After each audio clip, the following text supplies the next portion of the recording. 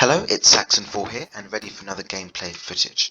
So today I'm showing you a tank that I really do believe is underrepresented at tier 8 and a lot of people forget about, thinking it's a trash tank. Well, hopefully today I can show you that actually the legendary, in my opinion, AT-15 is a tank that's worth keeping and a tank that I think some of you should revisit. Now, as a tank destroyer goes, it's got the lowest damage per shot at tier 8 tank destroyers at a pitiful 230. So you're probably already thinking, well, why the hell would I want a tank destroyer that has 230 damage per shot at tier 8? Well, one word, DPM. I love it. And a lot of people do underestimate it. And let me just show you in this gameplay why having high DPM and a low alpha damage doesn't mean the tank is bad, it simply means you have to play it in a different way. But that's exactly what we want, diversity of tanks. Now, I'm platooning with my two clan friends, Luck and Joe, excellent players, and we always have great fun when we platoon with these people.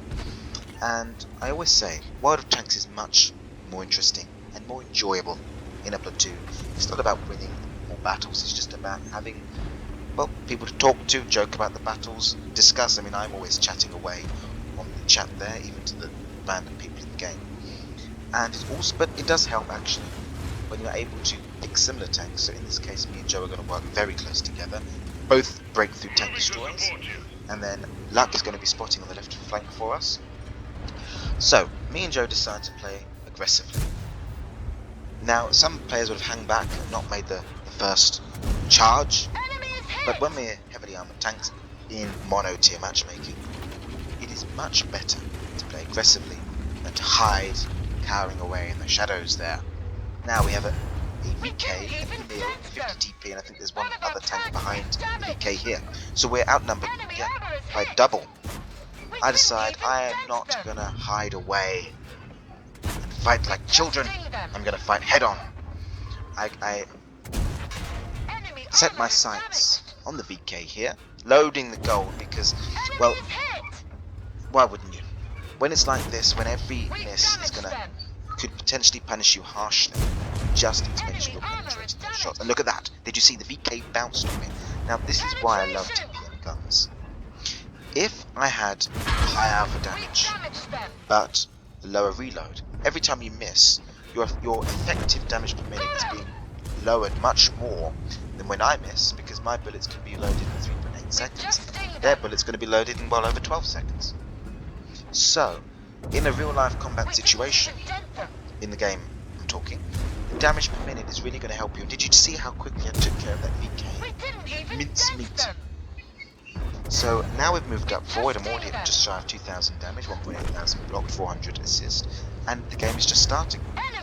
As you can see, only me and Joe have moved up. The others are still fought heavies, all at the back, cowering like women, whereas we have been fighting like men. Fight on to these people. We decide to double team this T-32, and oh bless him, look at him, he doesn't know where to shoot. Just shoot the big spot on top, not lower the whole bounce he's doing. Dear me, well, they'll learn one day. You'll notice as well I take food with this, and for me I really don't take food often. I just don't find the benefits outweigh that of a fire extinguisher. However, on this tank, it's one of the few tanks I do decide to take food. And the trick is with food is to stock up when it's the sales on the consumables. You buy as many as you can afford with the credits.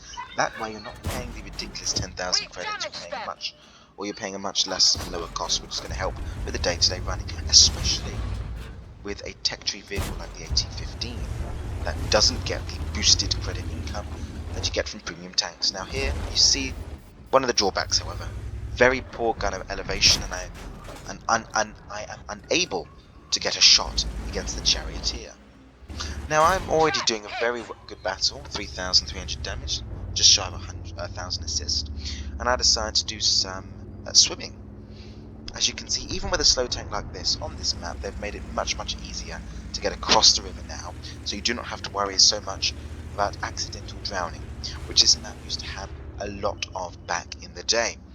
Also back in the day I really hated playing it, but I don't mind it now with all the changes. I think they've massively improved the gameplay on this map, and I actually love assault mode, and as you can see here, we're playing assault mode, and especially on this map it just works so much better when you've got one side attacking and one side defending.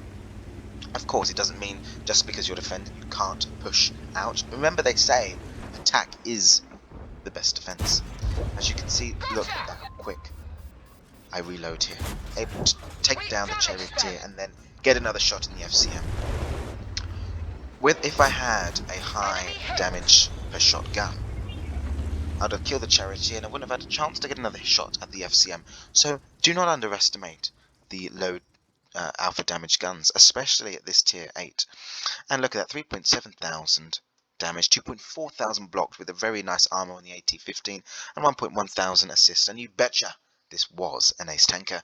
And just quickly going to say, look at my platoon there, 2 kills, 6 in total. We really carried that game and we really showed the enemy who is boss.